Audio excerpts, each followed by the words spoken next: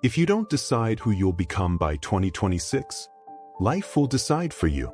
And life doesn't choose comfort. It chooses default. It chooses distraction.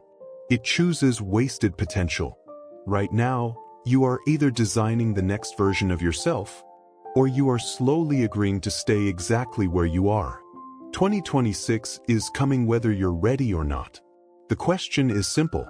Will you arrive stronger, sharper, disciplined, and dangerous? Or will you arrive with excuses, regrets, and the same old story? This audiobook is not motivation. It's a line in the sand. By the end, you will know exactly who you're becoming and what must die for that person to exist. Let's begin. Chapter 1. Stop letting time happen to you. Time is not neutral. That's the first thing you need to understand. Time is not sitting there waiting for you to figure things out. It is not patient. It is not fair. And it is definitely not forgiving. Time is either working for you or against you. Every single day, it is compounding your habits, your choices, your discipline, or it is eroding your potential through delay, distraction, and indecision. Time rewards the deliberate, and it punishes the passive. That's not motivation. That's reality. You have a choice. Most people never consciously make it. They wake up. They react. They stay busy. They go to sleep tired but unchanged. And they call that life. But busy is not progress. Movement is not momentum. And effort without direction is just energy wasted. That's the key. You don't lack time. You lack intention. Say that again in your head. Slowly. You don't lack time. You lack intention. Look around. Everyone has the same 24 hours. Same clock. Same calendar. Same years passing. Yet some people build skills, bodies, wealth, leverage, confidence. And others build excuses, routines, and regret. The difference is not talent. It's not luck. It's not access. It's decision. The deliberate decide what their time is for. The passive let time decide for them. And time always chooses the easiest option. For delay, comfort, distraction, another day gone. You have a choice. Here's the hard truth most people avoid.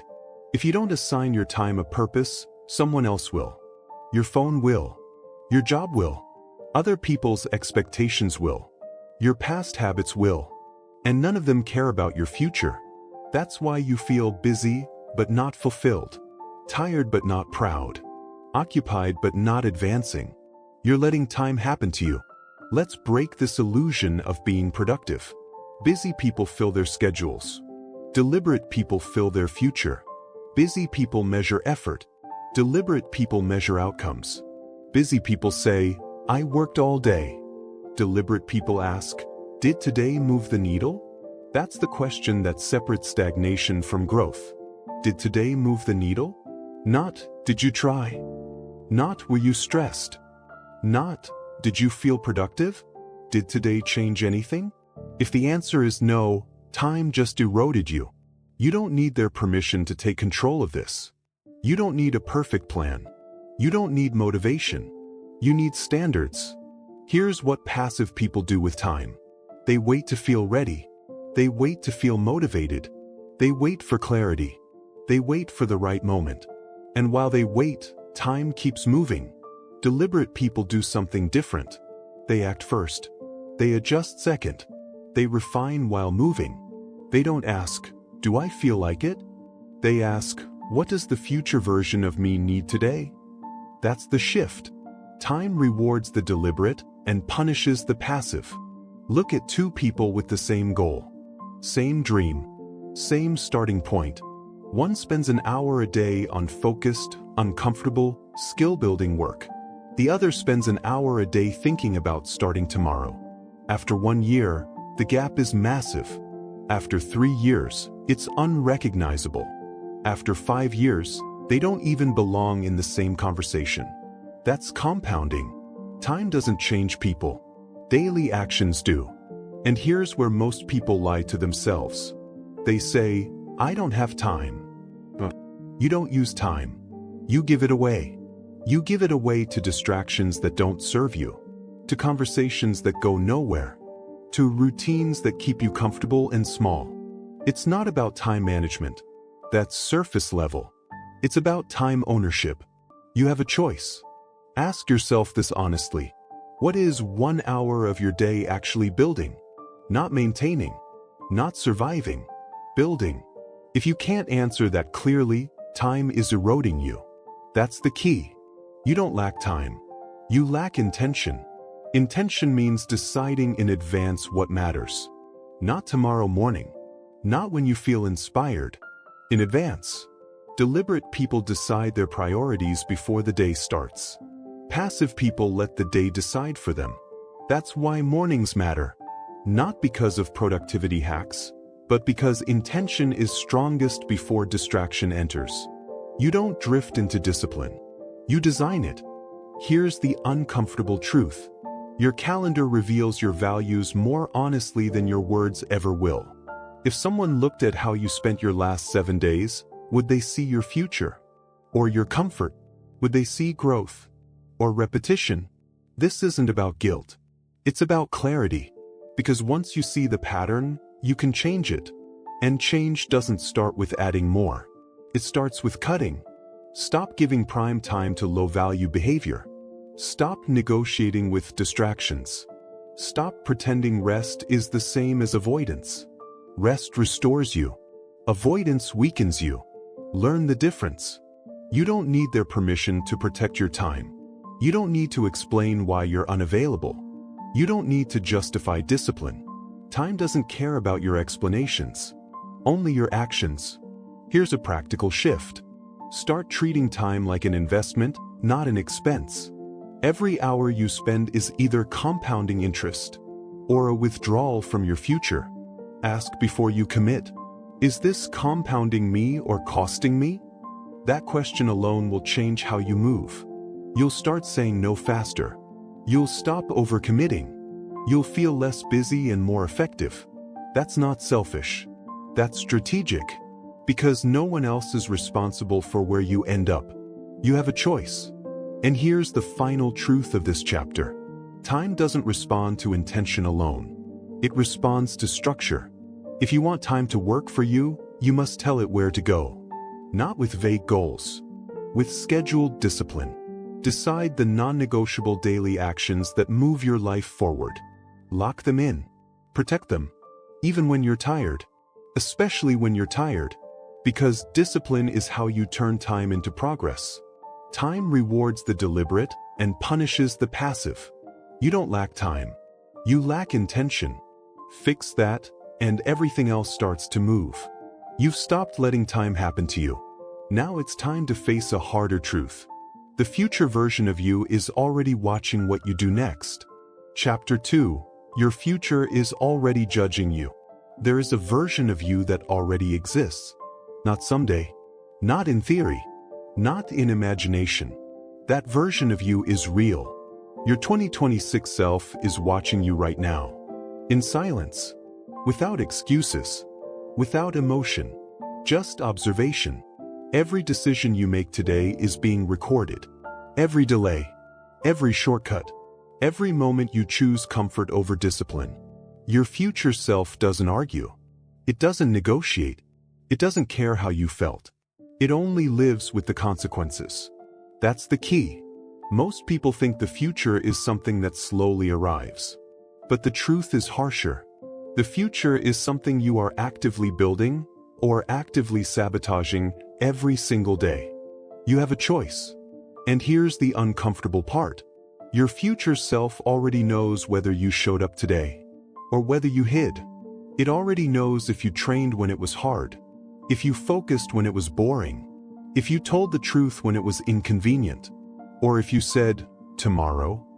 Act like someone is counting on you, because someone is. That someone is you. Let's talk about regret. Not dramatic regret. Not emotional regret. Quiet regret. The kind that shows up late at night. The kind that doesn't scream, it whispers. If only I had started earlier. If only I had stayed consistent. If only I had taken it seriously. That regret doesn't come from failure. It comes from avoidance. From knowing you had the time. You had the opportunity. You had the ability. And you chose comfort instead. Your future self feels that. Now let's talk about pride. Real pride. Not ego. Not validation. The calm, grounded pride of knowing you did the work, even when no one was watching. That pride doesn't come from results alone. It comes from integrity. From alignment between who you said you would be and what you actually did. Your future self feels that too. Every day, you are choosing between future regret and future pride. That's not abstract. That's practical. Before you scroll, you have a choice. Before you skip the work, you have a choice. Before you quit early, you have a choice. And every choice moves the scale. Act like someone is counting on you, because someone is. Here's where psychology matters. The brain is wired for short-term relief. It wants ease now and promises later. Your future self pays the price for that wiring. That's why discipline feels unnatural at first.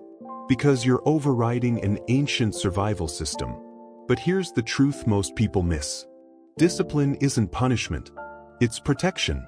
It protects your future from your present impulses. It's not about motivation. It's about responsibility. It's not about talent. It's about follow-through. You don't need their permission to take this seriously. You don't need approval. You don't need applause. Your future self doesn't care who clapped. It only cares that you showed up. That's the key. People fail because they live as if no one is watching. But someone always is. Your future self sees how you treat your body, your focus, your time, your word, and it remembers. Here's a practical shift that changes everything. Stop asking, "What do I feel like doing today?" Start asking, "What will I thank myself for later?" That single question rewires behavior. You don't skip the workout, not because you're motivated, but because future you needs strength. You don't waste the hour, not because you're inspired, but because future you needs progress. You don't quit, because future you needs proof that you don't run when it's hard. It's not about mood. It's about discipline. You have a choice. Let's break another illusion. People think their future self will magically be more disciplined. It won't. Your future self is built from today's habits. If you avoid discomfort now, you'll avoid it later. If you cut corners now, you'll do it again. If you delay now, delay becomes identity. Identity compounds. That's why this matters so much. Your future isn't watching for perfection. It's watching for patterns. And patterns are built one decision at a time. Act like someone is counting on you, because someone is. Here's something most people never do. They never actually visualize their future self clearly. So let's do it now. Picture yourself in 2026. Not the highlight reel. Not the fantasy. The real version. Look at your body, your energy, your confidence. Look at how you wake up, how you speak, how you move through the day. Now ask one question. Did this version of me earn its life? Or inherit it? That answer is being written today. You don't drift into pride. You earn it through repetition. And repetition is boring. Uncelebrated. That's why most people don't do it. But that's also why most people live with regret. You have a choice. Let's get practical. Here's what you must stop doing. Stop lying to yourself about later. Stop pretending small decisions don't matter. Stop treating discipline like an emergency tool instead of a daily standard. And here's what you must start doing. Start building daily proof. Small wins. Kept promises. Finished tasks. Because confidence isn't something you feel. It's something you earn. That's the key. Every time you do what you said you would do, even when it's hard, you send a message forward in time. I didn't quit. I didn't fold. I showed up. Your future self receives that message. And it stands taller because of it. You don't need their permission to change the trajectory. You don't need a dramatic moment. You don't need to announce anything. Quiet discipline is louder than any declaration. One more hard truth. Your future self will never forgive you for wasted potential, but it will always forgive slow progress. If it was honest, messy action beats clean avoidance every time. Act like someone is counting on you, because someone is, and that someone will live inside your skin. Here's the lock-in lesson of this chapter. You are not working for applause. You are not working for motivation. You are not working for today. You are working for the version of you that has to wake up tomorrow, and the next day, and the next year. And that version will either thank you or resent you. You have a choice. You've learned to see the future watching. Now it's time to confront the enemy that steals more futures than failure ever will. Comfort. Chapter 3. Comfort is the most expensive drug on earth. Comfort does not attack you. That's why it wins. It doesn't demand. It doesn't threaten. It doesn't force. It seduces. Slowly, quietly, daily. Comfort never announces the price. It invoices you later. That's the key. Most people think failure comes from big mistakes. It doesn't. It comes from small comforts repeated for years. Extra scrolling, skipping effort, choosing easy conversations over hard ones, calling avoidance self-care. None of these feel dangerous in the moment. That's why comfort is the most expensive drug on earth. It numbs ambition without triggering alarm bells. You don't feel pain when comfort takes over. You feel relief. And relief is addictive. You have a choice. Let's talk about how comfort actually works. Comfort gives you a short-term reward for long-term damage. It makes today easier and tomorrow heavier. It whispers, "You deserve this. You can do it later. One day off won't matter." And each time you listen, discipline weakens. Not dramatically, gradually. That's how ambition dies, not in a fire, but in a fog. Comfort never announces the price. It invoices you later. Look at routine addiction. You wake up, same habits, same sequence, same mental autopilot. Nothing is wrong, but nothing is changing.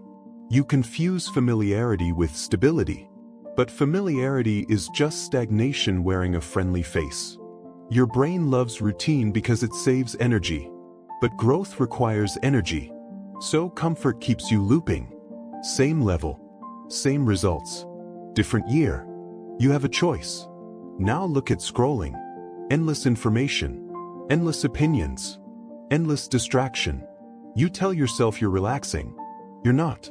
You're overstimulating and underproducing. Scrolling feels harmless because it doesn't hurt, but it trains your brain to avoid effort, to crave novelty, to resist boredom. And boredom is where discipline is built. Comfort never announces the price. It invoices you later. Then there's fake rest. This one fools almost everyone. Fake rest is when you avoid effort and call it recovery. Real rest restores you after meaningful work. Fake rest replaces work entirely. Lying down when you're not tired. Watching when you should be building. Pausing when nothing has been pushed. That's not rest. That's retreat. It's not about rest. It's about discipline. You have a choice. Emotional eating. Mental snacking. Comfort conversations. All the same pattern. Using sensation to avoid responsibility. Food instead of focus. Talk instead of action. Entertainment instead of execution. You don't feel the damage today. You feel it years from now. That's why comfort is undefeated for most people. It never feels urgent. Here's the psychological trap. Your brain prioritizes immediate comfort over future benefit by default. That's survival wiring. Discipline is learned behavior, which means no one becomes disciplined accidentally. You build it or you don't. And if you don't, comfort builds you instead. You don't need their permission to hear this truth. Comfort is not neutral. It is actively shaping you. Every easy choice reinforces an identity. I avoid discomfort. I quit when it's hard. I choose relief over results. Identity compounds. That's the key. You don't wake up one day unmotivated. You train yourself into it. One skipped effort at a time. Comfort never announces the price. It invoices you later. Now let's talk about ambition. Ambition doesn't die from failure. It dies from neglect, from being repeatedly ignored. Each time you choose comfort, ambition learns its place. It learns not to speak up. Eventually, it goes quiet, and people mistake that silence for peace. It's not peace. It's resignation. You have a choice. Here's what you must stop doing. Stop treating discomfort like danger. Stop protecting your feelings at the expense of your future. Stop rewarding yourself before the work is done. Comfort is not earned before effort. It is earned after. Now here's what you must start doing. Start leaning into mild discomfort daily. Not extremes. Not burnout. Controlled resistance. Do the thing you don't want to do, on purpose. Finish what you start. Stay present when your mind wants escape. That's how discipline is trained. It's not about intensity. It's about consistency. That's the key. Discipline is the ability to tolerate discomfort without running. And that ability changes everything. Your body responds. Your focus sharpens. Your confidence grows.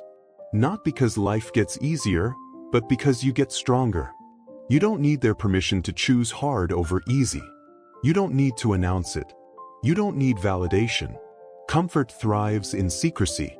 Discipline thrives in silence. Another truth. Comfort steals your edge. When everything is easy, you become fragile. Small problems feel big. Minor setbacks feel overwhelming. That's why disciplined people handle pressure better. They've trained under resistance. They've paid the price early. Comfort never announces the price. It invoices you later. Let's make this practical. Every day, identify one comfort you're overusing. Scrolling, snacking, avoiding, delaying. Then replace it with one deliberate action. 5 minutes of focus. 10 minutes of movement. One uncomfortable conversation. That's how momentum starts. Small discomfort. Repeated daily. You don't need to fix your whole life. You need to stop protecting it from effort. You have a choice. Here's the final truth of this chapter. Comfort feels good now. Discipline feels good later. Comfort makes promises. Discipline keeps them. Comfort asks nothing up front. Discipline demands everything, then gives it back with interest. Comfort never announces the price. It invoices you later. Pay now or pay forever. You've learned to see comfort for what it is. Now it's time to understand why most people fail even when they want change. Because wanting is not enough. Chapter 4. You can't build a new life with old habits. Willpower is overrated. That's the first truth you need to accept. If willpower were enough, you would already be where you want to be. You would already be disciplined, already consistent, already different, but you're not. And it's not because you're weak. It's because willpower was never designed to carry your life. Willpower is emotional, temporary, unreliable. Systems win where willpower fails. That's the key. Most people try to change their future by wanting harder. They rely on motivation. They wait to feel ready. They promise themselves this time will be different. It rarely is. Because motivation fades. Stress rises. Life interferes. And when pressure hits, you don't rise to your goals. You fall back to your habits. Every time. You have a choice. Here's the rule that governs your entire life. You don't get what you want. You get what you repeatedly do. That's why you can't build a new life with old habits. Old habits are perfectly designed to give you your current results. Nothing more. Nothing less. If you want a different future, your habits must change first. Not your intentions. Not your affirmations. Your habits. Your habits are voting every day for who you become. Every morning vote. Every evening vote. Every small, forgettable decision. They add up. That's the key. Let's talk about why willpower fails psychologically. Willpower requires constant decision-making. And decision-making drains mental energy. By the end of the day, you're depleted. That's when habits take over. So if your habits are weak, your life collapses at night. If your habits are strong, your life stays stable under pressure. That's not character. That's structure. You don't need their permission to stop blaming yourself. You need better systems. Systems remove choice. Habits automate discipline. That's why disciplined people don't feel heroic. They feel consistent. They don't negotiate every action. They follow patterns. Your habits are voting every day for who you become. Now let's talk identity. This is where most people get it backwards. They say, once I'm confident, I'll act confident. Once I'm disciplined, I'll live disciplined. Once I succeed, I'll change. Wrong order. Identity is built after behavior, not before. You don't wait to feel like a disciplined person. You act like one, and the identity follows. That's the key. Every habit is an identity statement. When you wake up early, you're saying, I'm someone who keeps promises. When you train even when tired, you're saying, I'm someone who doesn't quit. When you avoid distraction, you're saying, I'm someone who values focus. Your habits are voting every day for who you become. And identities are hard to argue with. You don't need motivation to act in alignment with who you believe you are. That's why identity-based habits stick. You have a choice. Right now, your habits are reinforcing an identity, whether you like it or not. Maybe it's, I'm inconsistent. I start strong and fade. I do the minimum. Not because you chose that identity, but because you trained it. Habits don't care about your goals. They care about repetition. So let's get practical. Here's what you must stop doing. Stop trying to change everything at once. Stop relying on emotion to drive consistency. Stop saying, I'll try. Trying is not a system. Now here's what you must start doing. Design habits so small they're impossible to avoid. Attach them to identity. Repeat them daily. One action. Same time. Same trigger. That's how systems are built. It's not about intensity. It's about inevitability. That's the key. Let's break down a simple framework. Cue. Action. Reward. If your habits don't have a clear cue, they won't stick. If they require too much effort, they'll break. If they offer no reward, they'll fade. Discipline is not forcing yourself. It's engineering your environment. You don't need their permission to make this simple. Remove friction from good habits. Add friction to bad ones. Lay out your workout clothes the night before. Block distracting apps. Create physical reminders. That's not weakness. That's intelligence. Your habits are voting every day for who you become. Now let's address the lie people cling to. I'm just not consistent. You're perfectly consistent at repeating your current habits. Consistency is not the problem. Direction is. That's the key. You don't need to become a new person overnight. You need to cast better votes. One better vote per day changes everything over time. Miss a day? Get back on track immediately. No drama. No self-attack. Identity is built by returning, not by perfection. You have a choice. Another truth. Old habits feel comfortable because they're familiar. New habits feel uncomfortable because they threaten identity. Your brain resists change because change means uncertainty. That resistance is not a sign you're doing something wrong. It's a sign you're doing something new. Discomfort is the entry fee. It's not about discomfort. It's about discipline. Discipline means acting even when the identity feels unstable. That's how new identities are born. Your habits are voting every day for who you become. Let's talk about time. People overestimate what they can change in a week and underestimate what they can change in a year. Habits compound silently. You don't see results immediately. Then suddenly, everything shifts. That's why most people quit too early. They don't see progress fast enough, so they abandon the system. But systems work because they don't rely on feelings. You follow the process. The process delivers the outcome. That's the key. You don't need their permission to be boring and consistent. Boring builds empires. Flash builds nothing. Now let's lock this in. Ask yourself one question. What kind of person would my future require me to be? Not what goals you want. What identity you must embody. Then ask another. What habit would prove that identity today? Not 5 habits. What? And do it, especially when you don't feel like it. Because every time you do, you're casting a vote. Your habits are voting every day for who you become. Here's the final truth of this chapter. You don't change your life by chasing motivation.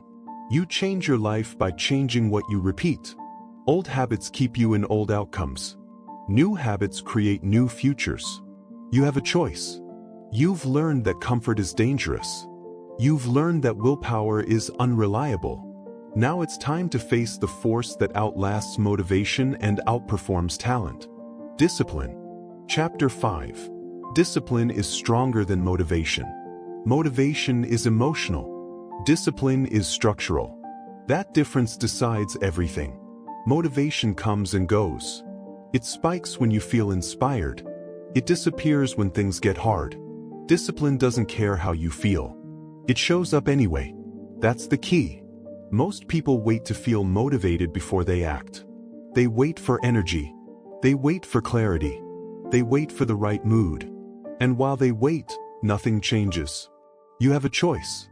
You can build your life on emotions, or you can build it on systems. Motivation starts it. Discipline finishes it. Say that again. Motivation starts it. Discipline finishes it. Here's the truth no one wants to hear. If motivation were enough, the world would be full of winners. Everyone wants change. Everyone feels inspired sometimes.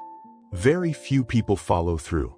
Because following through is boring, unglamorous, repetitive, quiet. Discipline wins because it survives boredom. That's the key. Let's break down the psychology.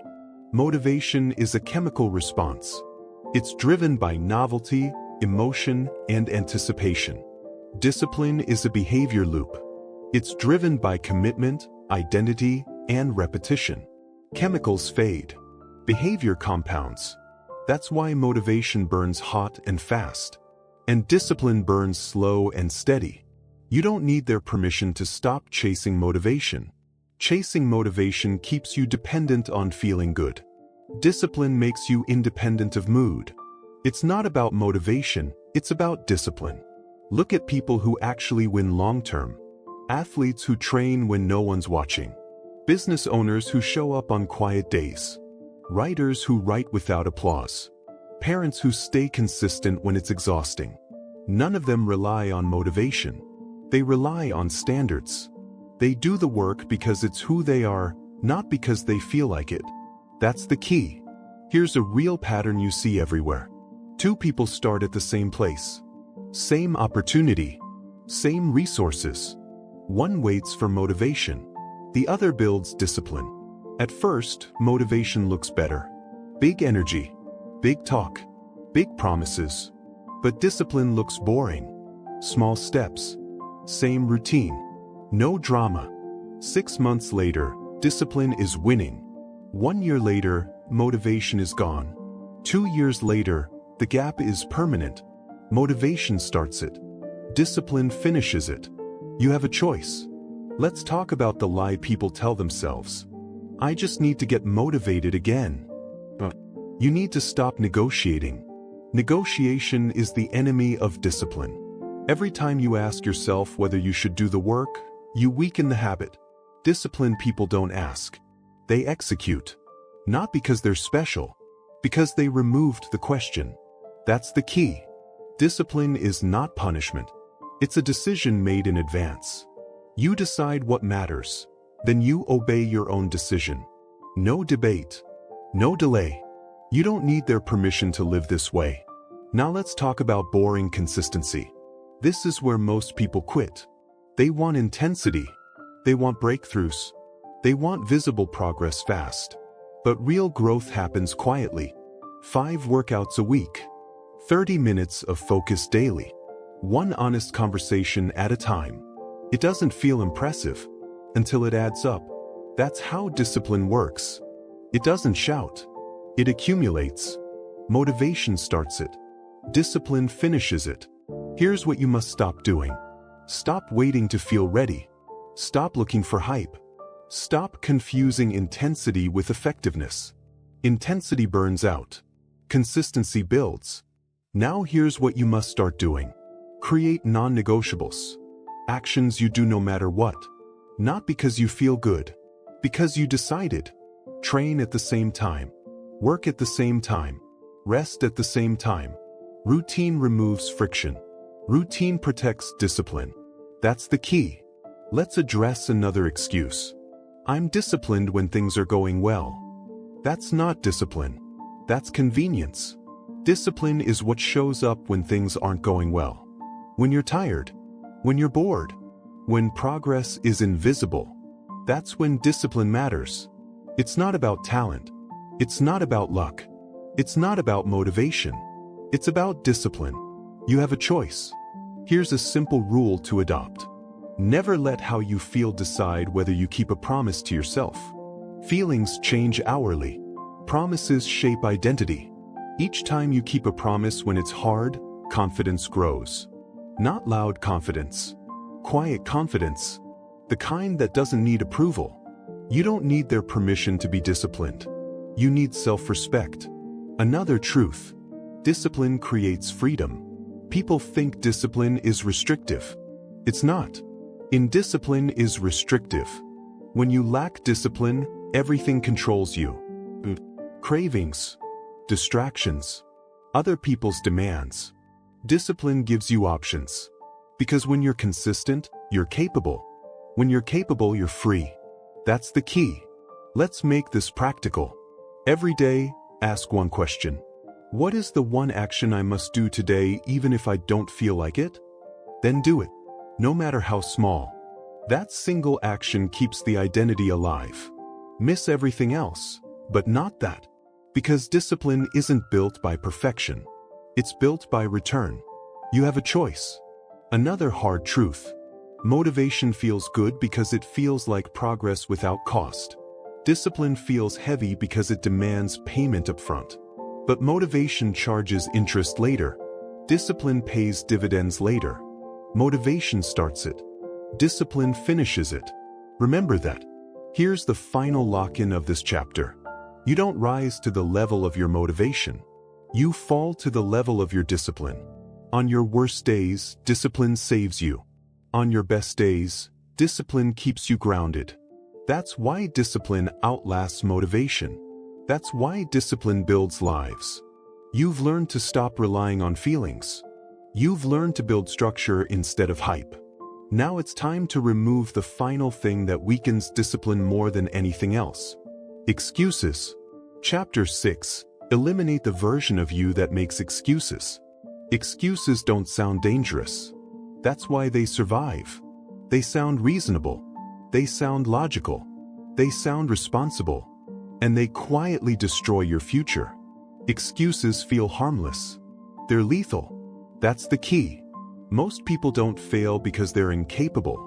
They fail because they protect the version of themselves that avoids responsibility. That version speaks softly. It sounds like common sense. It uses familiar phrases. I'll start when things calm down. I just need more information. This isn't the right time. I'm tired. I deserve a break. None of these sound like sabotage, but that's exactly what they are. You have a choice. Every excuse is a decision disguised as a justification. When you make an excuse, you're not explaining reality. You're choosing comfort, and comfort always demands a sacrifice. Your progress. Excuses feel harmless. They're lethal. Let's confront the psychology. The brain hates discomfort. It will invent stories to avoid it. Those stories become excuses. And the more often you repeat an excuse, the more believable it becomes. Until it feels like truth. That's the danger. Excuses don't need to be convincing to others. They only need to convince you. That's the key. Look closely at your patterns, not your goals. Your patterns. When things get hard, what do you say to yourself? When you're tired, what story do you tell? When you're bored, what justification appears? Those are not random thoughts. They are trained responses. You have rehearsed them. Excuses feel harmless. They're lethal. Here are the most common lies people use to protect comfort. Lie number 1, I don't have time. You do have time. You just don't like how it feels to use it properly. It's not about time. It's about discipline. You make time for what you value. You avoid time for what challenges you. That's the truth. Lie number 2, I'll do it when I feel better. Feelings are not prerequisites. They are byproducts. Waiting to feel ready is a way to never begin. Discipline doesn't wait for emotion. It creates it. That's the key. Lie number 3, I need more information. No, you need more execution. Information feels productive because it doesn't risk failure. Action does. So you keep learning and avoid doing. It's not about knowledge. It's about discipline. Lie number 4, this is just who I am. That's not honesty. That's surrender. Identity is shaped by behavior, not destiny. Every excuse like this locks you into a smaller future. Excuses feel harmless. They're lethal. Now let's get uncomfortable. Excuses don't protect you from failure. They protect you from effort. They don't save energy. They drain momentum. And worst of all, they kill self-trust. Every time you make an excuse, you send yourself a message. I don't keep my word. I quit when it's uncomfortable. I choose relief over respect.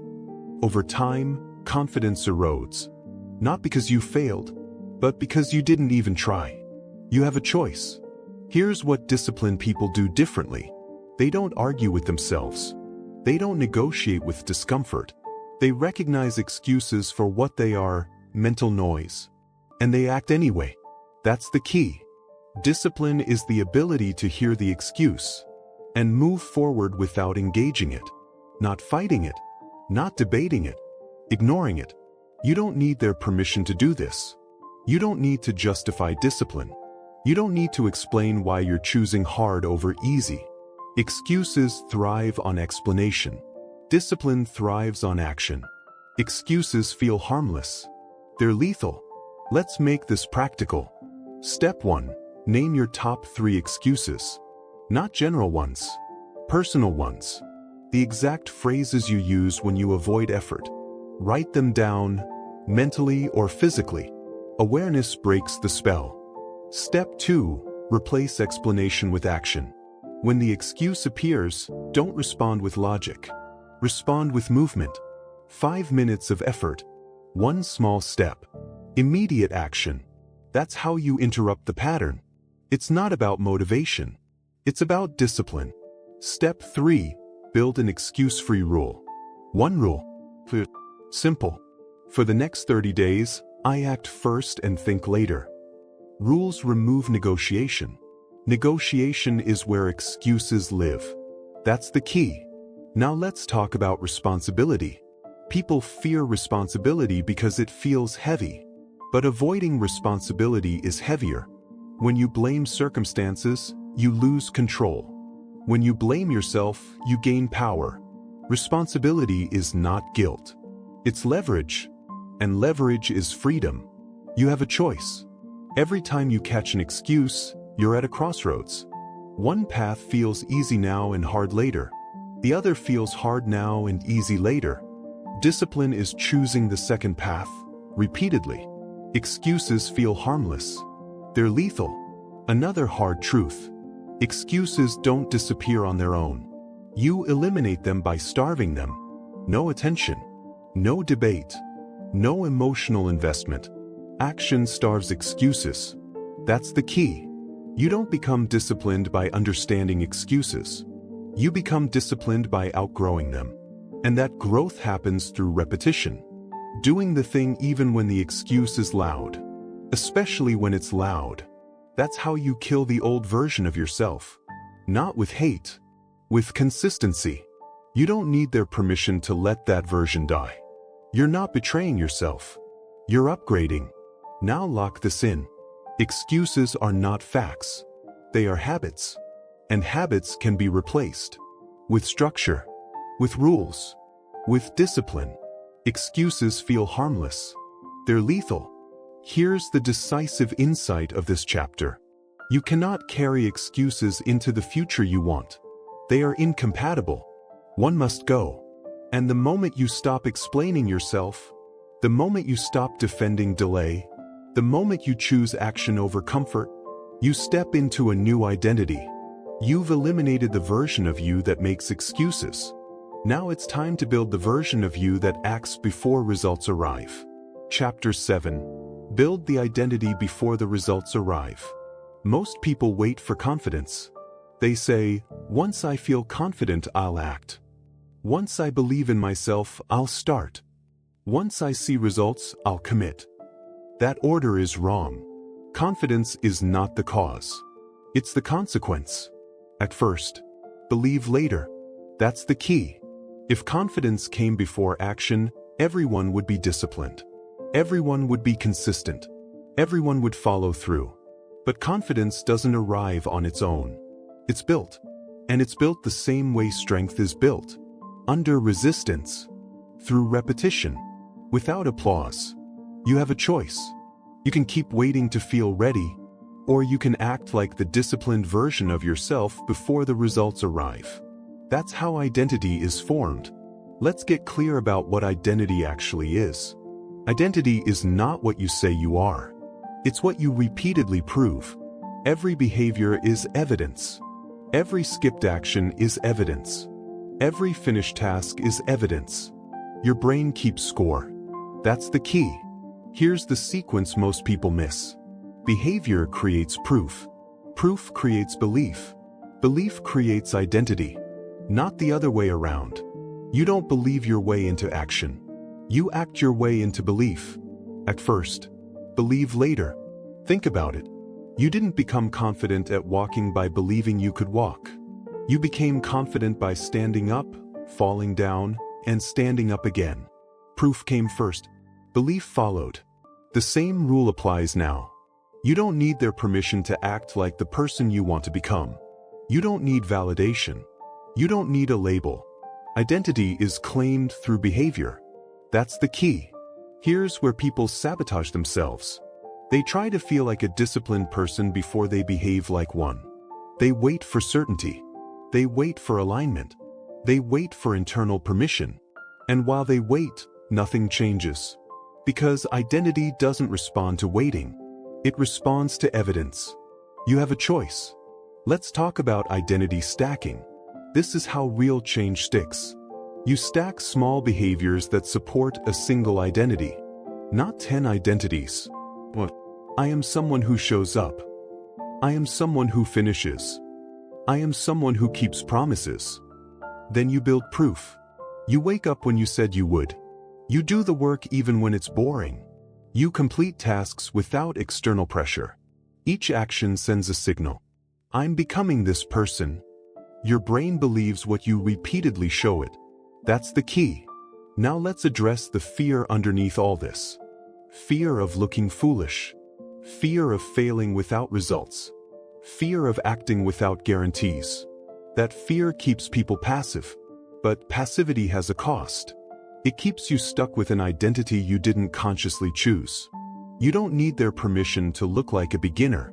You don't need approval to practice discipline before you feel ready. Beginners who act become professionals. Beginners who wait stay beginners. At first. Believe later. Here's the psychological shift you must make. Stop asking, who am I right now? Start asking, who am I proving myself to be today?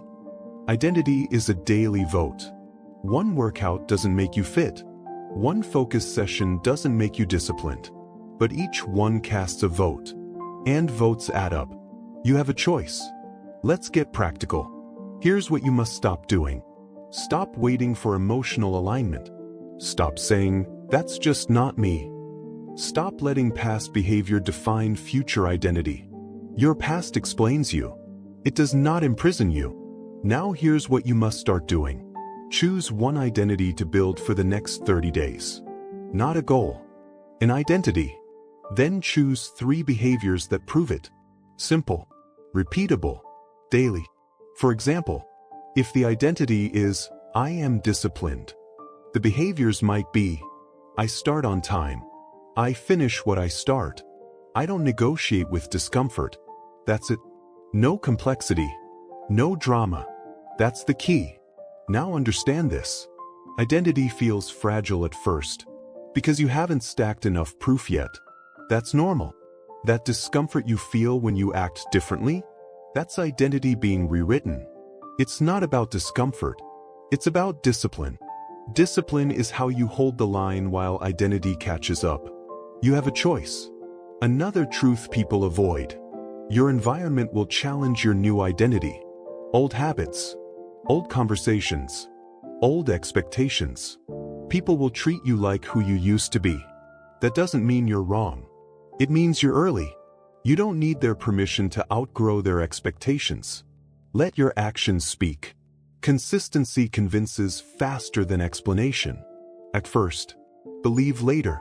Here's how confidence actually forms. You say you'll do something. You do it. That creates trust. Trust creates confidence. Confidence creates momentum. Not hype. Not affirmations. Evidence. That's the key. Let's talk about setbacks. You will miss days. You will slip. You will feel like the old version is still there. That doesn't mean the identity failed. It means it's under construction. Identity isn't built by perfection. It's built by return. When you miss, you come back. When you slip, you reset. When you doubt, you act anyway. That's discipline. You have a choice. Here's a rule that changes everything. Never break identity twice. Miss once, recover immediately. That protects the narrative. I'm someone who returns. That identity is powerful. Now let's address the biggest lie. I'll act like that person once I get results. Results come after identity. Waiting for results is waiting to stay the same. Act first. Believe later. Your brain believes patterns, not promises. Show it a new pattern. Daily. That's the key. Here's a final practical instruction. At the end of each day, ask one question. What evidence did I create today? Not what you planned. Not what you felt. What you proved. If you can answer that, identity is forming. If you can't, tomorrow gives you another chance. You have a choice. Here's the decisive insight of this chapter. You don't become the person you want by thinking differently. You become them by behaving differently long enough for belief to catch up. Identity is not discovered. It's built. Action by action. Day by day. Act first. Believe later. You've learned to stop waiting for confidence. Now it's time to confront the force that can either support your new identity or silently destroy it. Your surroundings. Chapter 8. Your environment is stronger than your intentions. You can want change with everything in you. You can swear this time is different. You can promise yourself tomorrow will be better and still fail. Not because you're weak, not because you're broken, but because your environment is stronger than your intentions. That's the key. Most people think success is about willpower. It's not. Willpower is fragile. It fades. It fluctuates. Environment is constant. It works on you silently, relentlessly, every single day. If you don't control your environment, it controls you. You have a choice. Let's start with a hard truth. You don't rise to the level of your goals. You fall to the level of your environment. Your surroundings shape your defaults. Your defaults shape your behavior. Your behavior shapes your life. That's the chain. And most people never break it. They try to fight bad systems with good intentions. That never works. That's the key. Think about it. If discipline alone were enough, you'd already be where you want to be. But discipline gets tired. Environment does not. So stop asking, why can't I stay consistent? Start asking, what is my environment training me to do? Because it is training you. Boys, you have a choice. Let's break environment into 3 forces. Your digital environment, your social environment, your physical environment. Each one is either helping you or quietly sabotaging you. There is no neutral. First, your digital environment. This is where most people lose the war. You wake up. You reach for your phone. You scroll before you think. That's not a habit. That's conditioning. Every app is engineered to steal attention. Every notification is a demand. Every scroll trains impatience. And then you wonder why focus feels impossible. It's not about focus. It's about discipline. And discipline starts with removing triggers. If your phone is the first thing you touch, it becomes the last thing you control. That's the key. What must you stop doing? Stop letting algorithms decide your mood. Stop consuming content before creating anything. Stop confusing stimulation with rest. What must you start doing? Design friction. Notifications off. Apps deleted or buried. Time blocks protected. Make distraction harder than discipline. You don't need their permission to unplug. You don't need approval to guard your attention. Your attention is your life. If you don't control your environment, it controls you. Now your social environment. This one is uncomfortable because it involves people.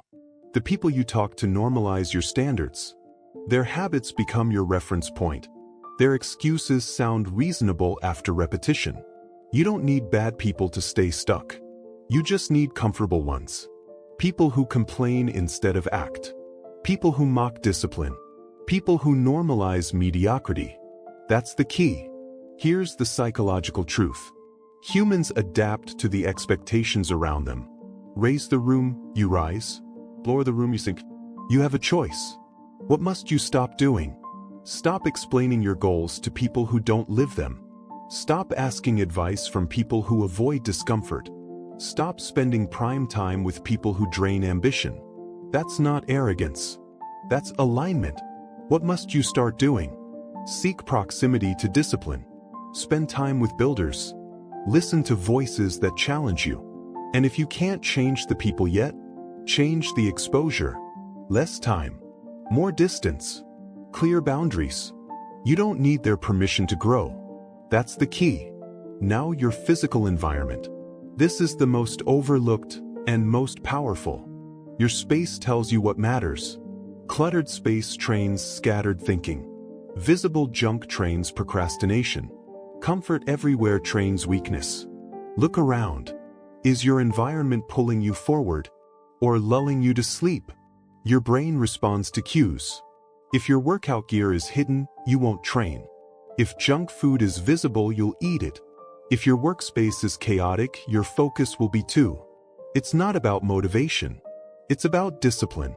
And discipline begins with design. That's the key. What must you stop doing? Stop tolerating disorder. Stop working in spaces that drain energy. Stop lying to yourself about creative chaos. Chaos is not creativity. It's avoidance. What must you start doing? Simplify. Remove. Design your space for action. Lay out what you want to do. Hide what you want to avoid. Make the right choice the easy choice. If you don't control your environment, it controls you. Here's where it all comes together. Environment beats intention because intention is internal. Environment is external. And external forces win when internal resolve is tired. That's not weakness. That's reality. So stop trying to be strong all the time. Be smart. You have a choice. Here's a powerful shift. Instead of asking, how do I resist temptation? Ask, how do I remove it? Instead of saying, I'll try harder. Say, I'll design better. Winners don't rely on self-control. They rely on structure. That's the key. Let's get practical. Do an environment audit. Digital, social, physical. Ask one question for each. What behavior does this environment reward? Be honest. Your phone rewards distraction. Your group chat rewards complaining. Your room rewards comfort. Then redesign. Not perfectly. Intentionally. Small changes compound. One app removed. One boundary set. One space cleaned. That's how momentum starts. You have a choice. Now understand this. Environment won't change overnight. And it will push back. Old habits fight to survive. Old systems resist removal. That resistance is a signal. you're doing something right. It's not about resistance. It's about discipline. Discipline is choosing long-term alignment over short-term comfort. Every day. That's the key. Here's the decisive insight of this chapter. You don't need more motivation. You need fewer obstacles. You don't need to become stronger. You need to become more intentional. Because if you don't control your environment, it will control you. Silently, consistently, completely. You've learned how to shape the world around you. Now it's time to master the most dangerous environment of all. The one inside your head. Chapter 9. Pain is the entry fee for the next level. Pain is not your enemy. That's where most people get it wrong. They treat pain like a warning sign, like something has gone wrong, like they should stop. That belief keeps them average.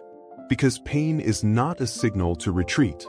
Pain is proof you've reached the edge of who you were. That's the key.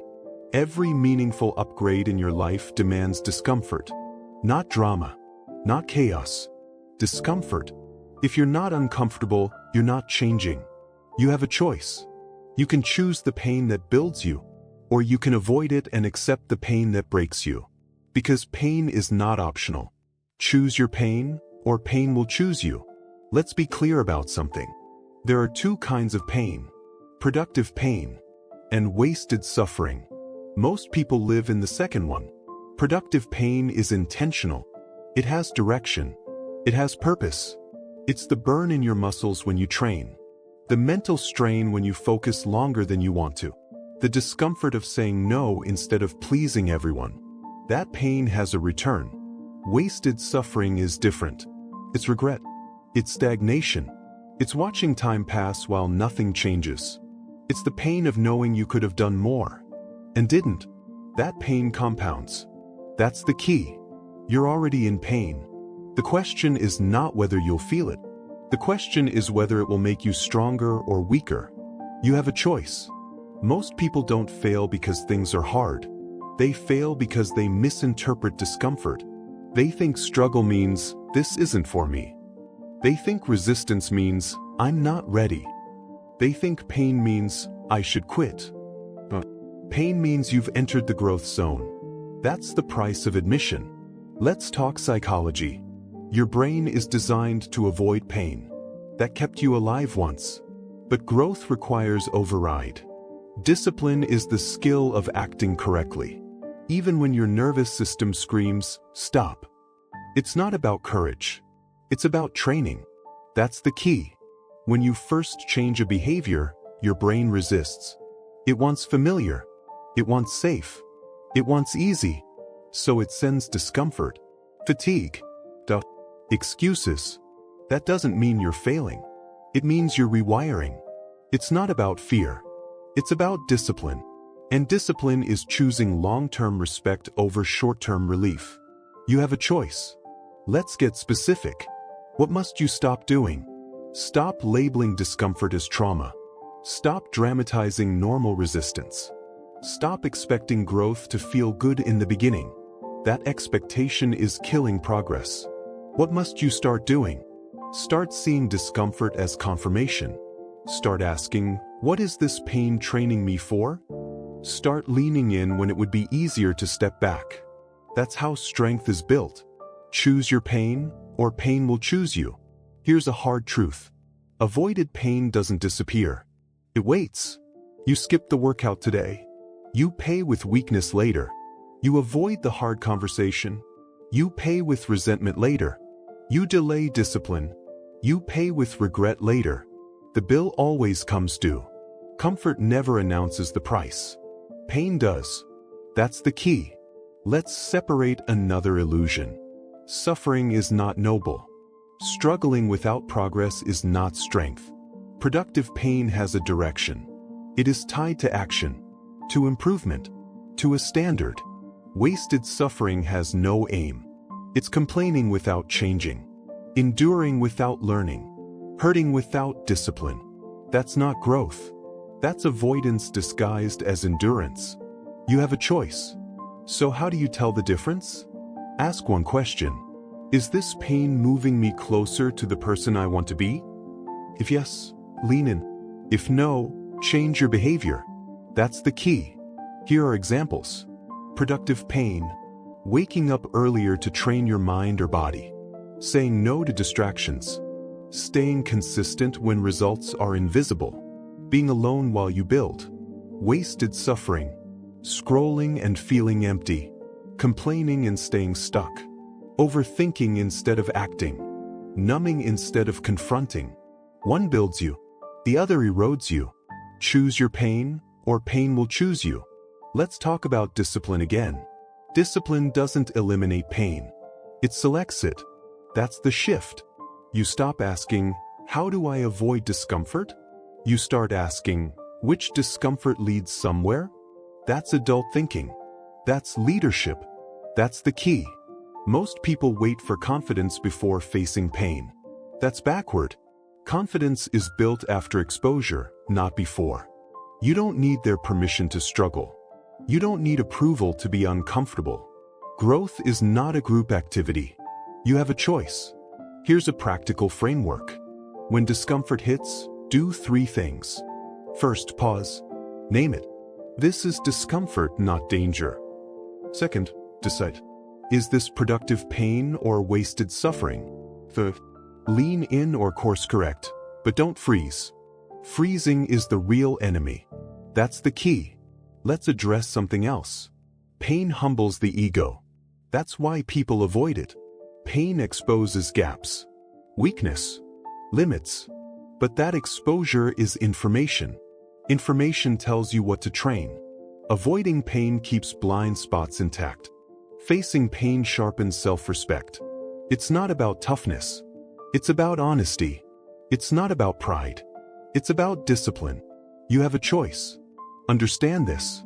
The next level of your life will require a version of you that can tolerate more discomfort than the current one. That version is built, not discovered. Through reps, through pressure, through choosing the hard thing consistently. There is no shortcut. That's the key. So stop asking for an easier path. Ask for broader shoulders.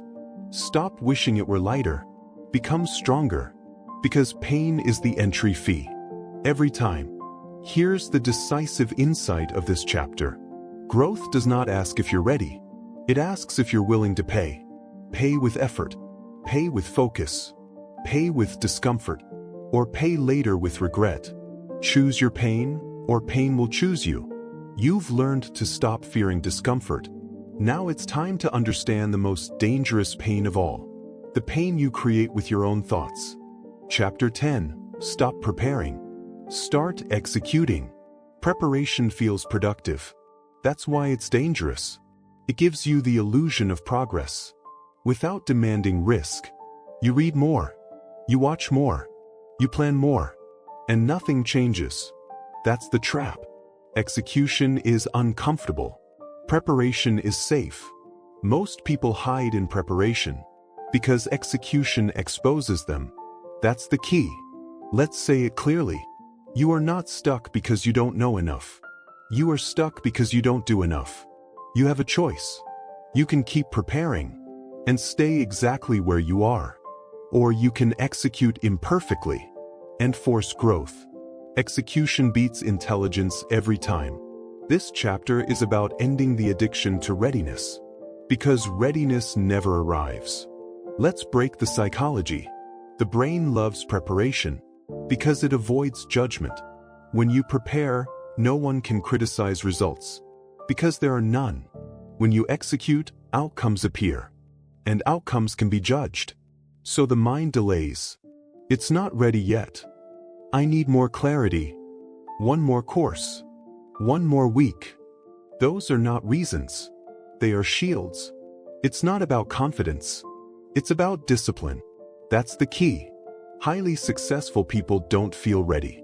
They feel committed. They act before certainty. They adjust after feedback. They understand something most people miss. Clarity comes from action, not thinking. You have a choice. Let's talk about learning. Learning is valuable only when it leads to behavior. Otherwise, it becomes entertainment. You binge information. You feel inspired. Then you return to old patterns. That cycle trains weakness. It trains your brain to associate insight with no action. Over time, motivation dies because the mind stops believing you. That's the key. Your brain tracks behavior, not intentions. If you repeatedly learn without executing, your brain learns one thing: this person doesn't follow through. And it adjusts effort accordingly. Lower energy, lower belief, lower urgency. Not because you're broken, because you trained it that way. You have a choice. So what must you stop doing? Stop over-researching simple actions. Stop waiting for perfect conditions. Stop polishing plans you haven't tested. Perfection is procrastination in a suit. What must you start doing? Start shipping rough versions. Start acting with partial information. Start measuring progress by output, not knowledge. That's how momentum begins. Execution beats intelligence every time. Let's ground this. Imagine two people. One reads 10 books on fitness. The other trains 3 times a week. With a basic plan. 6 months later, who is stronger? The executor. Every time. Knowledge without action does not compound. Action does. That's the key. Execution creates feedback. Feedback creates correction. Correction creates mastery. Preparation alone creates nothing. You don't need their permission to start. You don't need approval to be imperfect. You need discipline. And discipline is doing the thing. Before you feel ready, you have a choice. Here's another hard truth. Most people are not afraid of failing. They're afraid of being seen trying.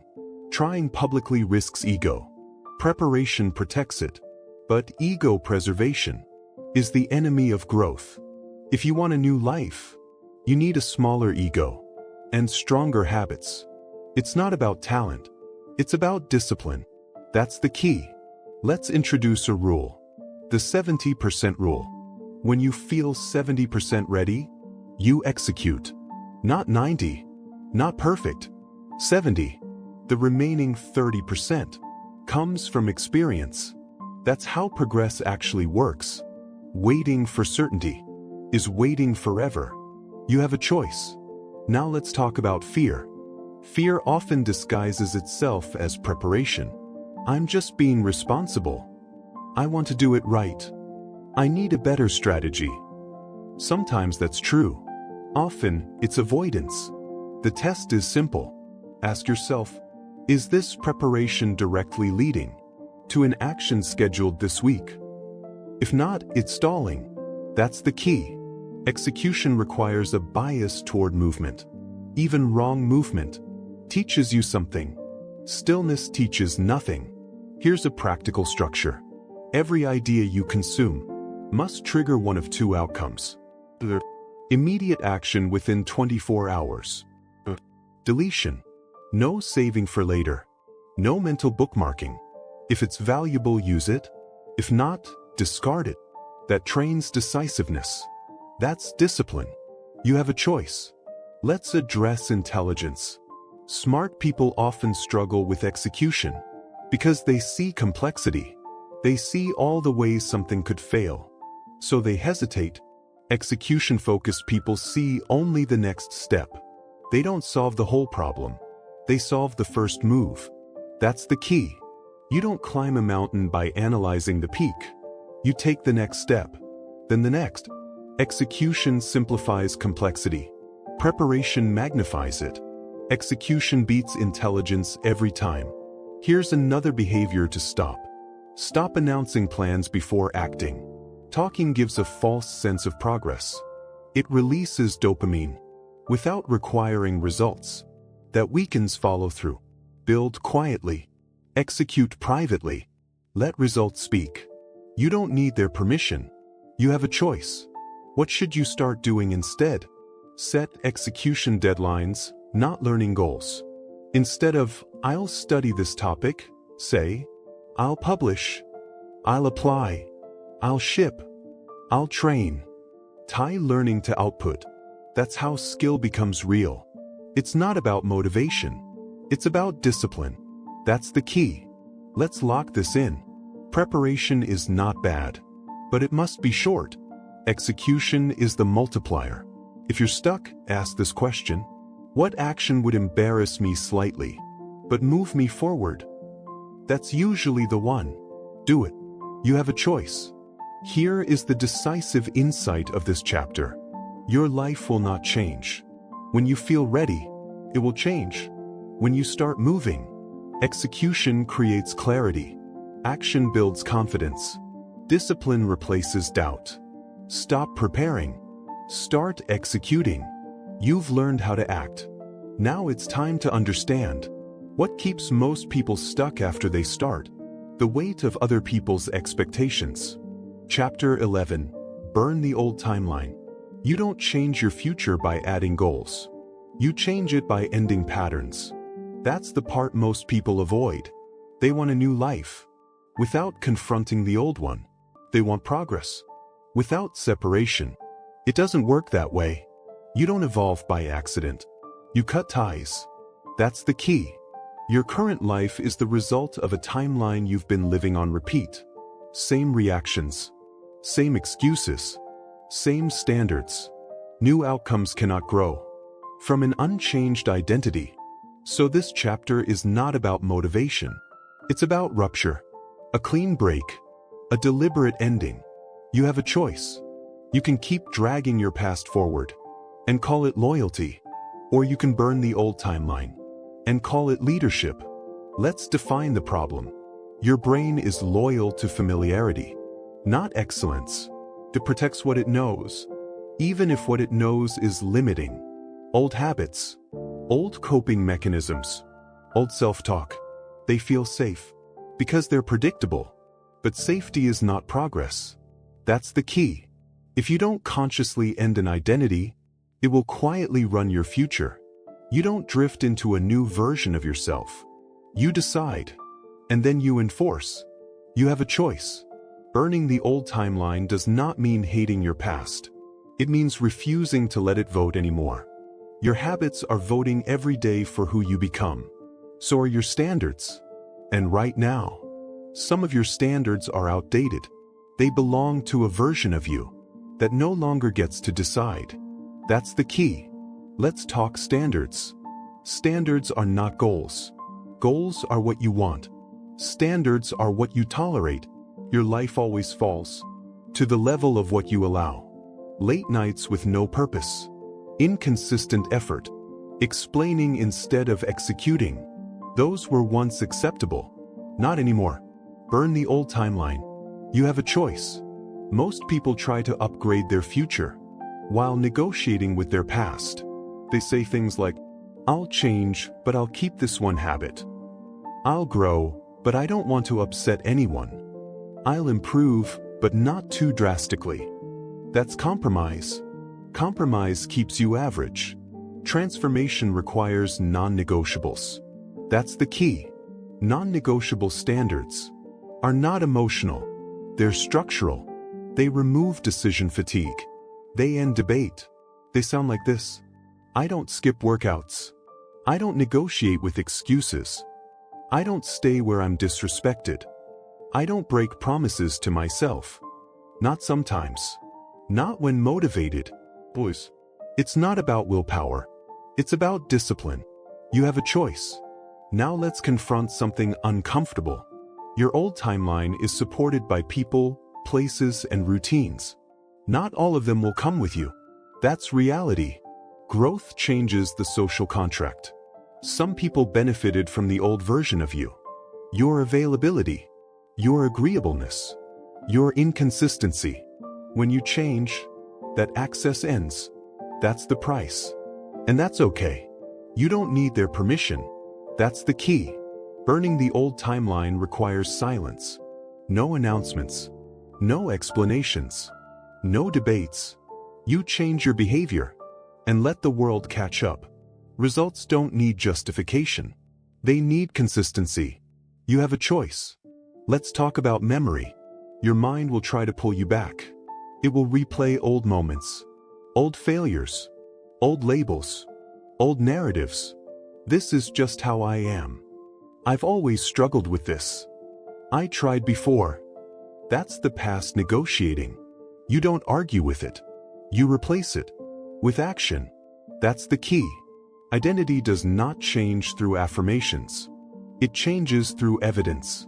Every disciplined action is a vote against the old timeline. Every time you do the hard thing, without drama. Every time you keep a promise, when no one is watching, you are cutting ties. You have a choice. Here's what you must stop doing. Stop referencing your past as proof of your limits. Stop explaining why change is hard. Stop giving old versions of yourself airtime. Those stories are expired. What must you start doing? Start setting standards that scare the old you. Start acting in ways that would feel unfamiliar. Start enforcing consequences when you break your word. That's how identity shifts. That's the key. Let's make this practical. Create a no longer list. No longer negotiating mornings. No longer tolerating chaos. No longer saying yes to distractions. No longer protecting comfort. This is not punishment. It's clarity. Burning the old timeline is an act of self-respect. You have a choice. Understand this. You are not starting from zero. You are starting from experience. But experience only helps if it doesn't control you. The past is a reference point, not a residence. That's the key. Some days the old timeline will try to resurface. Fatigue. Temptation. That doesn't mean you failed. It means the cut is working. Stay firm. Discipline is not loud. It's consistent. It's not about intensity. It's about standards. And standards don't argue. They enforce. You have a choice. Let's address fear. Fear shows up when you're about to leave the familiar. That's normal. But fear is not a signal to stop. It's a signal that you're crossing a threshold. The old you cannot go where the new you is headed. One of them must end. That's the key. Burning the old timeline is not a moment. It's a decision you uphold daily. In small ways. In boring ways. In invisible ways. That's why it works. No applause. No ceremony. Just action. You don't evolve by accident. You cut ties. You have a choice. Here is the decisive insight of this chapter. Your future self is not asking you to try harder. They're asking you to stop tolerating what no longer fits. End the negotiations. End the exceptions. End the old timeline. You've severed the past. Now it's time to define the one thing that will protect your future when motivation fades. Chapter 12. Lock the vision or lose the future. A blurry future creates a lazy present. That's not an opinion. It's a law. When the destination is unclear, effort dissolves. Discipline weakens. Standards slip. People don't drift because they're lazy. They drift because they don't know exactly who they're becoming. That's the key. If you don't lock the vision, the future leaks. And life fills the gap with noise, distractions, and other people's priorities. You have a choice. This chapter is about precision, not hope, not vague ambition.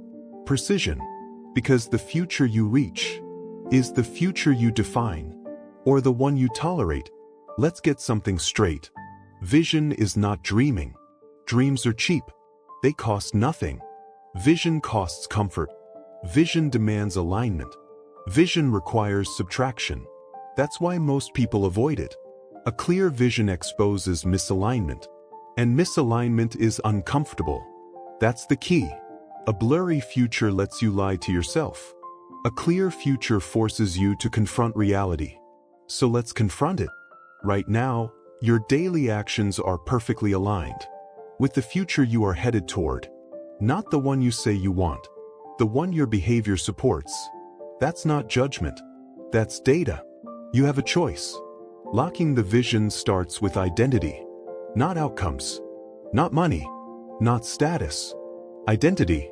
Who are you by 2026? Not successful. That's vague. Not happy. That's empty. Who are you on a random Tuesday? When no one is watching. That's the key. Your future identity must be specific enough to govern behavior. For example, I am someone who trains daily. I am someone who finishes what they start. I am someone who does not negotiate with excuses. I am someone who protects focus. Those are identities. They produce actions automatically. You have a choice. A clear identity simplifies decisions. When temptation appears, you don't debate. You ask one question. What would the 2026 version of me do? And then you act. That's the key. Without that anchor, every decision drains willpower. With it, discipline becomes natural. It's not about motivation. It's about alignment. Let's talk about why vision fades. Because most people treat it like inspiration, not infrastructure. They write goals once. They think about the future occasionally. Then they expect discipline to hold. It won't. Vision must be revisited daily, or it decays. That's the key. A blurry future creates a lazy present, because the brain needs a reason to endure discomfort. Without a clear why, pain feels pointless. With a locked vision, pain feels necessary. You have a choice. Now let's make this practical. Your 2026 vision must pass 3 tests. First, clarity. Can you describe your future self in 1 paragraph, without using buzzwords? If not, it's blurry. Second, non-negotiability. Are there standards in that vision that you refuse to break, even when tired? If not, it's optional. Third, daily linkage. Can today's actions be clearly tied to that future identity? If not, it's fantasy. That's the key. Stop doing this. Stop collecting goals like trophies. Stop rewriting visions without executing. Stop confusing intention with commitment. Start doing this. Start narrowing the vision. Start eliminating contradictions. Start aligning your calendar with your future. Calendars don't lie. You have a choice. Let's talk about sacrifice. A locked vision demands trade-offs. You cannot keep everything and become someone new. Old habits, old comforts, old distractions. Some must go. That's not loss. That's focus. And focus is power. That's the key.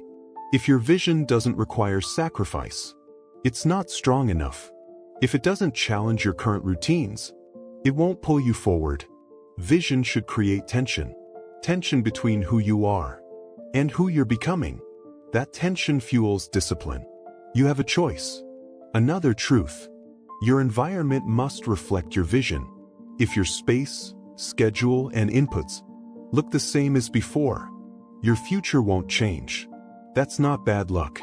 That's alignment. If you don't control your environment, it controls you. That's the key. So audit what you watch, who you listen to, what you allow near your attention. Everything either sharpens the vision or blurs it. Choose accordingly. You have a choice. Let's address doubt. Doubt doesn't disappear when the vision is clear, but it loses authority.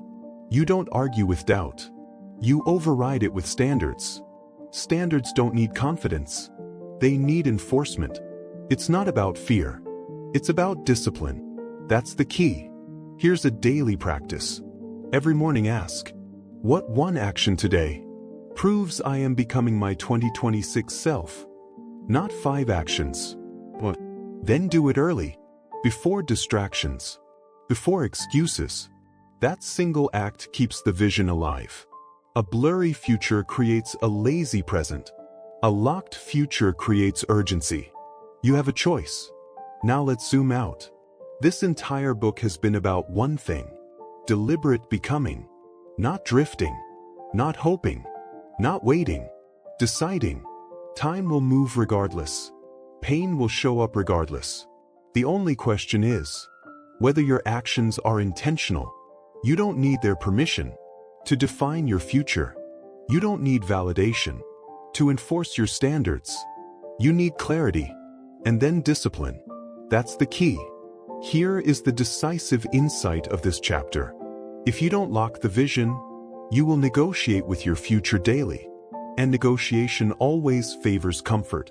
Lock the vision. Define the identity. Set the standards. Align the actions. A blurry future creates a lazy present. A clear future creates a disciplined life. You've defined who you will become. Now the only question left is this. Will you protect that vision? When no one is watching. Chapter 13. Become dangerous to your own excuses. Excuses feel harmless. They whisper in your ear. They make you comfortable. But they're lethal. That's the truth most people refuse to face. You have a choice. You can continue negotiating with your own weakness. Or you can confront it and destroy it. This chapter is about becoming dangerous to your own excuses. Not to other people. Not to circumstances. To yourself. Because until you annihilate your excuses, they will annihilate your future. Let's start with the first principle.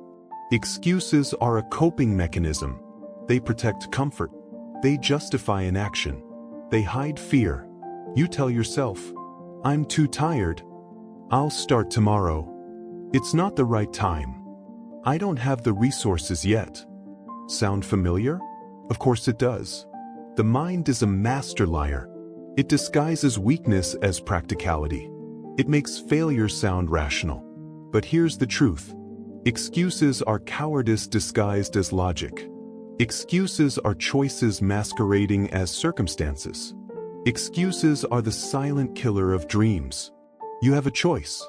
Every time you let an excuse dictate your actions, you vote for the old version of you. The version that tolerates mediocrity. The version that tolerates distraction. The version that tolerates soft compromises. That's not who you want to be. Not by 2026. You have a choice. That's the key. So how do you become dangerous to your own excuses? You attack them with the same intensity that created them. Step 1. Identify them. Excuses are everywhere. They live in your schedule, your thoughts, your conversations. They hide as good reasons to avoid discomfort. Write them down. Single. What? I can't because. I'm not ready because. I'll fail because. List them all. No judgment. Just awareness. That's the key. Step 2. Confront them publicly. Not to your friends. Not on social media. To yourself. Say it out loud. I'm tired. I don't care. I will act anyway. I'm afraid. I will do it anyway. I don't feel like it. I will do it anyway. The excuses shrink when they are named. They lose power in the light of action. They fear accountability. You have a choice. Step 3. Replace the excuse with an immediate action. Every excuse is a challenge. Every excuse is a test. Every excuse is an invitation to prove yourself. You don't negotiate. You don't debate. You act. I don't have energy. Train anyway. I don't have enough knowledge. Learn while doing. I'll start tomorrow. Start now. That's the key. Step 4. Make excuses expensive. Every time you give in, cost yourself. Not financially. Not to others. To yourself. Lost time. Lost momentum. Lost identity. Every compromise strengthens the old version of you. Every action against an excuse strengthens the future version of you. You have a choice. Step 5. Embrace discomfort as evidence. Excuses disappear when pain becomes proof. Pain is not punishment. It's data. When you feel resistance, fatigue, doubt, that's the sign you're in growth territory. That's where excuses die. You don't ignore pain. You recognize it. You leverage it. You act anyway. That's the key. Now let's break down the most common excuses and what they really mean. Time excuses. I don't have time. Truth. You have time. You choose to spend it on comfort. Action. Block a non-negotiable slot today for what matters most. Energy excuses. I'm too tired. Truth. You are choosing ease over action. Action. Do the thing that scares or challenges you first. Energy follows discipline. Resource excuses. I don't have the tools or knowledge. Truth. The perfect setup never comes. Action. Start imperfectly, learn fast, iterate relentlessly. Fear excuses. What if I fail? Truth.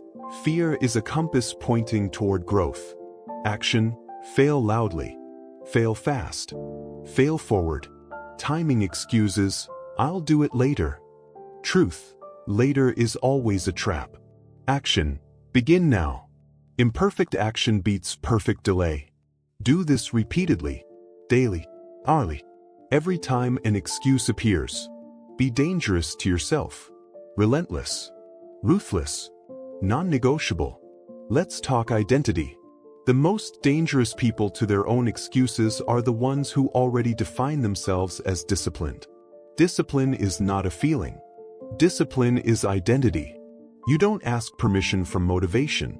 You don't debate with mood. You act because that is who you are. That's the key. Your 2026 self is watching. Every time you give in to excuses, they take note. Every time you act despite them, they take note. You have a choice. This is where most people fail. Not because they lack talent. Not because they lack opportunity. Because they refuse to enforce the rule that excuses are lethal. You have a choice. You must enforce it. So start today. Start with one excuse you will refuse. One habit you will execute regardless of circumstances. One standard you will protect. And repeat. Relentlessly. Daily. Excuses are temporary. Regret is permanent. That's the key. Here's the final principle. Become unpredictable to your own excuses. They expect compliance. They expect negotiation. They expect compromise. Disrupt them. Outmaneuver them. Destroy them. You have a choice. Every action is a vote. Every inaction is a surrender. You don't need their permission. You don't need permission from circumstances. You don't need permission from your comfort zone. You only need to be dangerous to the version of you that tolerates excuses. Do this consistently. Do this without drama. Do this silently and fiercely. That's how the future version of you wins. That's how 2026 you looks back with pride. The decisive insight is simple. Excuses are optional. Action is mandatory. Choose action. Reject excuses. Become dangerous to the weak version of yourself. You have conquered hesitation. You have cut the old timeline. You have locked your vision. Now it's time to understand the ultimate lever of your transformation. Chapter 14. Guard your standards like your life depends on it. Standards are invisible. They're silent. They're easy to ignore. But standards are the foundation of your future. You have a choice. You can lower them to appease comfort, or you can guard them with unrelenting discipline, with the same intensity you would defend your life. Because here's the truth. Your standards are your life. They define the version of you that wins. They decide who you become when no one is watching. Most people ignore standards. They compromise. They negotiate with mediocrity. And slowly, quietly they lose. You don't need permission to be better. You don't need motivation to protect what matters. You only need discipline. Let's break this down. Standards are not goals. Standards are not wishes. Standards are non-negotiable rules for how you operate. A goal is what you want. A standard is what you accept. A goal can be reached and forgotten. A standard defines every action, every decision, every moment. That's the key. Here's an example. Someone wants to get fit. That's a goal. They say, I'll lose 10 pounds. But their standard is low. I can skip workouts if I feel lazy. I can eat whatever I want if I had a busy day. They fail. Every time. Standards are enforced. Goals are wished for. You have a choice. Guard your standards like your life depends on it. Because it does. Step 1. Decide what is non-negotiable. No more vague ideas. No more half-hearted promises. Pick the core principles that define your success. Could be daily discipline, accountability to your commitments, protecting your time, eliminating toxic influences. Write them down. See them. Repeat them. Step 2. Protect them relentlessly. Your standards are only as strong as your enforcement. If you tolerate compromise once, you weaken your identity. If you tolerate compromise twice, you invite failure. If you tolerate compromise 3 times, you lose. You don't negotiate. You don't debate. You enforce. Step 3. Recognize what triggers compromise. Excuses, temptations, distractions, comfort zones. Name them. Anticipate them. Neutralize them. You have a choice. Step 4. Surround yourself with mirrors of your standards. Your environment will either enforce or erode your rules. Friends, colleagues, media, spaces, they reflect the level you tolerate. If your friends encourage laziness, your standards erode. If your workspace is chaotic, your productivity erodes. If your digital world is filled with distraction, your focus erodes. Change your surroundings. Change your outcomes. Step 5. Practice immediate correction.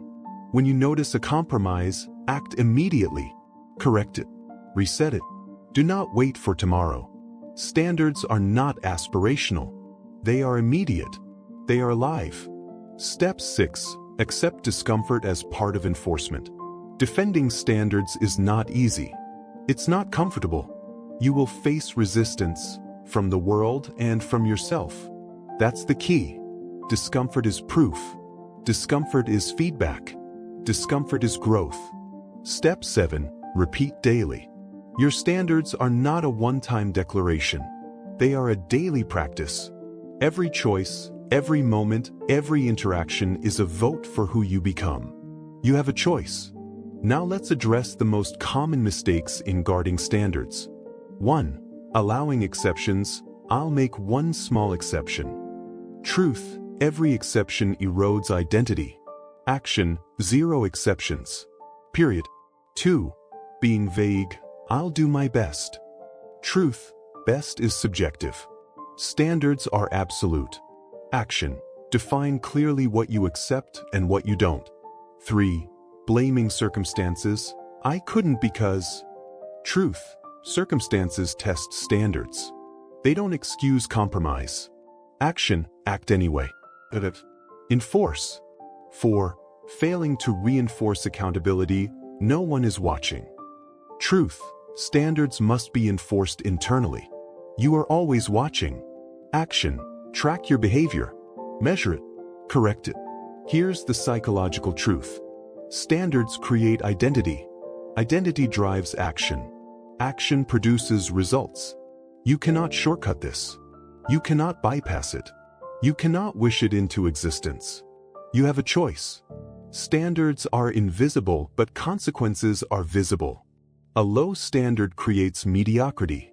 A high standard creates dominance. That's the key. Now, let's make this practical. Today, audit one area of your life. Ask, what am I tolerating that I shouldn't? What compromise have you allowed that is weakening your future self? Identify it. Name it. Eliminate it. Then create the non-negotiable rule. Implement it immediately. Repeat tomorrow. And the day after. Every day reinforces identity. Every day strengthens standards. Every day reduces compromise. Remember, excuses will appear. Temptations will appear. Comfort will appear. Be dangerous to them. Be ruthless with enforcement. Protect what matters. You have a choice. You must act. You must defend. You must dominate. Standards are invisible, but they will determine your life. Your future will either honor them or punish you for ignoring them. Guard them like your life depends on it, because your life depends on it. Here's the final point. Standards are leverage. Standards are defense. Standards are identity. When you guard them, the version of you that dominates 2026 emerges naturally. When you tolerate compromise, the old version of you persists. You have a choice. Choose wisely. Act ruthlessly. Enforce relentlessly. Your standards are the foundation of everything. Every action, every choice, every moment. Guard them. Protect them. And let no excuse, no distraction, no comfort erode them. You've conquered hesitation. You've burned the old timeline. You've become dangerous to excuses. Now it's time to secure the ultimate leverage of your life. Chapter 15. Become relentless. No days off, no exceptions. Relentlessness is not a mindset you turn on and off. It is a lifestyle. It is a discipline. It is a standard that governs every single action you take. You have a choice. You can show up when it's easy, or you can show up every day, no matter how you feel. No excuses. No exceptions. That's the key. Most people believe they are disciplined because they sometimes push themselves. They wake up early. They exercise for a few days. They hit their goals occasionally. But consistency is the invisible proof of character. Relentlessness is what separates those who dominate from those who drift. You don't need permission to be relentless. You don't need motivation to persist. You need rules. You need standards. And you need action every single day. Let's break this down. Relentlessness begins with showing up. It doesn't matter if you feel ready. It doesn't matter if you're tired. It doesn't matter if the conditions are perfect. You show up. You do the work. You enforce your standards. Every day you delay, every day you negotiate with yourself, you weaken your identity. Every day you act anyway, every day you persist, you strengthen it. That's the key. Consider the elite athletes, entrepreneurs, and leaders you admire. Their secret isn't talent. It isn't luck. It is relentless consistency. They do the work when no one is watching. They take steps that are invisible. They endure pain and discomfort without complaint. They act in accordance with their rules every single day. You have a choice. You can join them or you can remain average. Relentlessness is not about burning out. It's about creating a system that doesn't allow exceptions. Step 1. Remove excuses. Excuses feel harmless. They feel temporary, but they are lethal. I'm too tired. I'll start tomorrow. I'll wait until the mood is right. Every excuse weakens identity. Every excuse strengthens laziness. Every excuse is a vote for mediocrity. Eliminate them. Do the work. Show up. Step 2. Build microdiscipline into your day. Relentlessness is cumulative. It isn't only about massive, heroic actions. It's about consistent, small, disciplined actions repeated daily. Wake up on time. Complete your tasks. Stick to your routine. Defend your standards. Every small act compounds. Every small act becomes proof. Every small act reinforces identity. Step 3. Accept the pain of progress. Relentlessness hurts. It is uncomfortable. It requires sacrifice. Pain is inevitable. Pain is proof. Pain is the price of advancement. Choose your pain. Do not let pain choose you. If you choose your discomfort, you control it. If you let pain dictate your actions, you are enslaved by weakness. That's the key. Step 4. Remove the concept of days off. Relentlessness has no calendar. No holidays. No breaks for convenience. Every day is an opportunity to build. Every day is a chance to reinforce identity. Every day you delay, the world moves forward without you. Your competitor does not take days off. Your future self does not rest. Why would you? Step 5. Track progress like a hawk. Relentlessness requires accountability. If you do not measure, you cannot correct. If you do not track, you cannot optimize. Daily logs. Checklists. Immediate correction of deviations. Enforce your standards with zero tolerance. Step 6. Anticipate resistance. Your mind will complain. Your body will tire. Your environment will distract. Expect it. Name it. Act anyway. Relentlessness is born in the moments you act despite resistance. It is forged in the crucible of discomfort. Step 7. Repeat without pause. Habits are built through repetition. Identity is reinforced through repetition. Excellence is claimed through repetition. Relentlessness is a loop. Daily action. Enforced standards. Accountability. No excuses. No exceptions. Let's address the common traps that destroy relentlessness. Trap 1. Waiting for motivation. Truth: motivation is fleeting. Discipline is permanent. Action: do not rely on feeling inspired. Rely on rules, routines, and standards. Trap 2. Overplanning. Truth: action beats plans every time. Action: execute imperfectly. Correct constantly. Improve through doing. Trap 3. Underestimating small wins. Truth: every small action compounds. Action: celebrate discipline in the moment, not the result. Trap 4. Allowing exceptions. Truth: every compromise weakens identity. Action: zero tolerance. Zero negotiation. Relentlessness is a mindset. Relentlessness is a choice. Relentlessness is non-negotiable. Now, let's make this personal. Identify one area of your life where you have allowed exceptions. Name the excuses. Eliminate them. Create a non-negotiable rule. Implement it immediately. No delay. No compromise. No days off. Every day enforce it. Every day, act like your future depends on it. Because it does. Your life is a series of choices. Relentlessness is the choice to dominate, not negotiate. To persist, not pause. To act, not wait. Remember, you have a choice. Act relentlessly. Guard your standards. Eliminate excuses. Show up every day. No days off. No exceptions. Your future self is counting on every decision you make today. Do not betray them. Do not compromise. Do not delay. Relentlessness is the ultimate leverage. Relentlessness is the final proof of character. Relentlessness is the invisible weapon of those who dominate life. You've conquered hesitation. You've burned the old timeline. You've become dangerous to excuses. You've guarded your standards. Now, you act without compromise. No days off. No exceptions.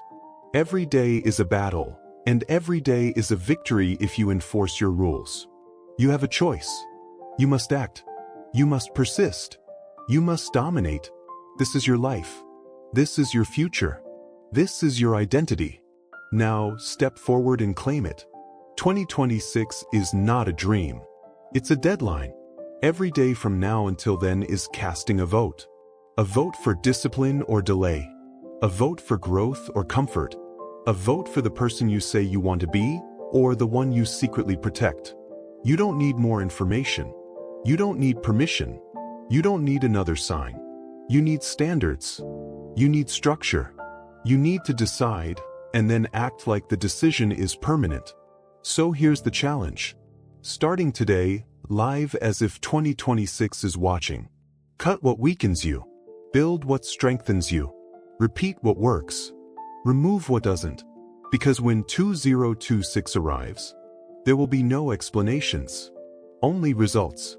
Decide who you'll be, or accept who you'll never become. Now go.